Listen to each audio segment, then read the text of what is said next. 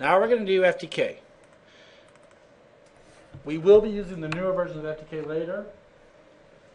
Now this, we're going to continue on because for some reason it won't connect to the darn Boozamawatsi. Just go anyway. We're only working with 11 files here, so we're good in demo mode. Okay. So all right. if we're going to go get the dongle, just plug it in the back again. No, it's too much work. All right. Now, what I want to do here is I want to add evidence. Okay. Everybody following along? I mean, you guys done this already. I'm going to, the name is Ken. Okay. Now, what we're going to be looking for this time is this data carving option down here at the bottom. Everybody see it? It says automatically find specific file types embedded in other files and from free space. Retrieve results using data carving options in the tools menu. Or click here. But, I mean, you can click. I usually don't click there. I just do the tools menu later. But here you tell which kind of files you want to pick. So let's, we're just going to get some JPEGs here. Okay. Automatically add them to the case. If you don't click this, it will find them. It won't do anything with them. You kind of need to add them to the case to view them. Okay. You can also tell to add based on certain sizes. Like if this is a real case, obviously I wouldn't want thumbnails and stuff like that. So you can tell it only get ones over a certain size. Okay. So we're going to say, okay. Then we say next. Now we're going to add our evidence. This is an acquired image of a drive. And we're going to go to, I'll use the image out of foremost. Same image. Okay, now you notice this image is asking for a time zone. Reason is, fat file systems don't know what time it is. They really don't. NTFS actually has the date and time embedded in the file system itself. So in fact, you got to kind of tell it what time zone it's from. Really doesn't matter for what we're doing, but in the real world, if you're analyzing a case from California, all your dates and times will be off if you didn't set the right time zone. Okay. So we're going to say OK. Then we're going to say next, maybe next, and finish. Okay, it's adding our files. Didn't take very long, and now it's all carved. If you had more selected, it would obviously do more. Okay. Now, if I get under the data carved files, I have some JPEGs here. Done some Mountain Dew stuff. Pretty simple to do. Everybody see that? Now, there's some files in here that are like that. That's an EXIF data. It's not really a separate file, but we're actually going to play with EXIF data later on.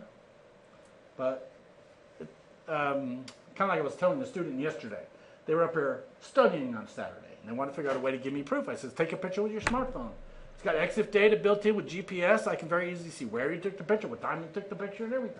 So, and we're going to play with that on Lab 11. So, I think most people think that's the funnest lab, so we have to save it for the end. We're going to beat you down a bunch, and then we'll give you something fun. All right. Now, so there's that. If I go to the Graphics tab, I have to click the List All Descendants, but there's all my pictures. Pretty simple to do. Okay. I can do the same for whatever. I mean, Office documents would appear under Documents.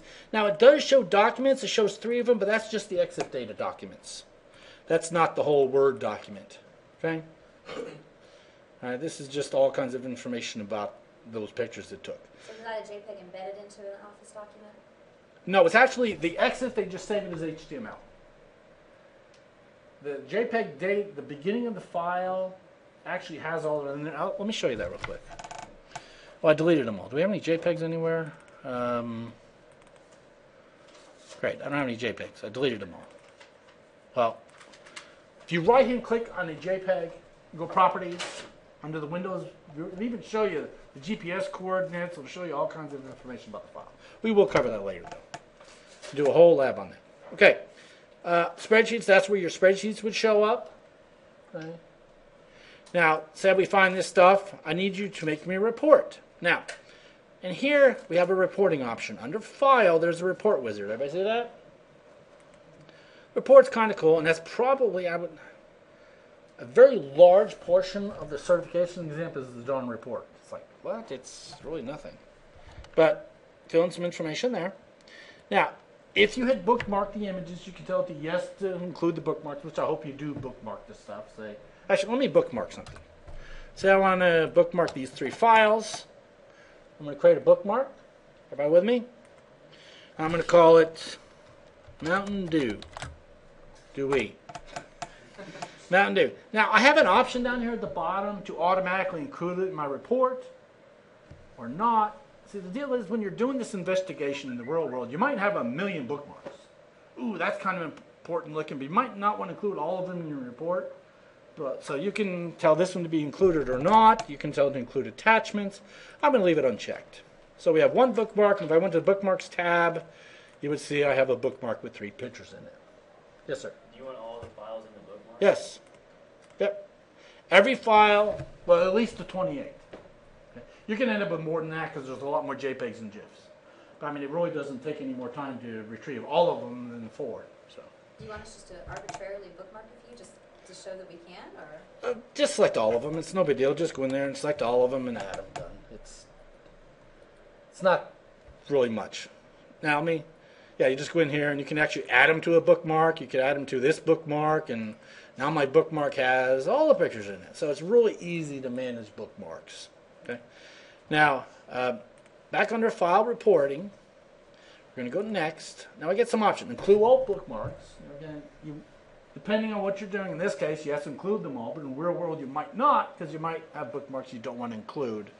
Or you could do ones that say include in report only, but we're going to include all of them. You can include thumbnails. You can do full-size graphics. Okay. Then would you like to export the files to the report? Yes, if you like to, that's fine. The part I want to get to, just go next to these, is this graphics area. Okay. I want you to include the graphics. Okay. Include all graphics in the case. So really, we didn't have to select them because we could have done it here. There's many different places to do this in this tool. I could do 1 per row. I could do 6 per row. Actually, that was the big deal in the test. You must make 6 per row. Okay, that was tough. I clicked the button, but it was a big part of the test. Okay. I can group all at the end of the report. I can also tell, do I want to include the file path? I mean, do I want to know, did it come under C, My Documents, whatever? But since ours doesn't have a path, since ours were all deleted, so. Okay, I can also list file properties. I can see different stuff about them. I can see, all kinds of information about the files. Was it deleted? All kinds of stuff. Okay, I can add other stuff. I can add case files. I can add log files. I can add whatever.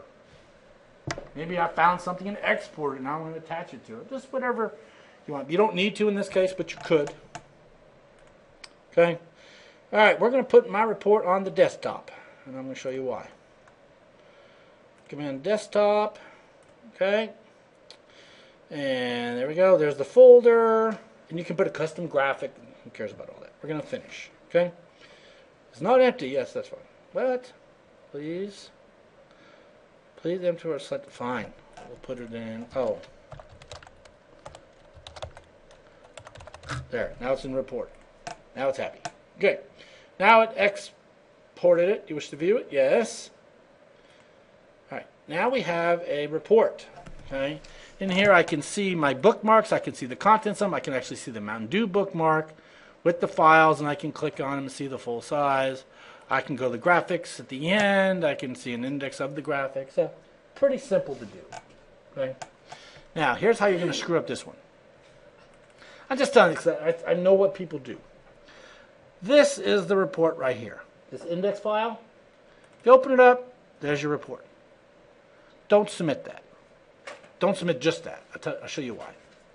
So do y'all agree that when I open that up, I can see everything? I can see all the pictures and the bookmarks and everything. Y'all agree with that? There's nothing there. Because if I take this and copy it over here, so say you mailed me just that file. Now if I open it up,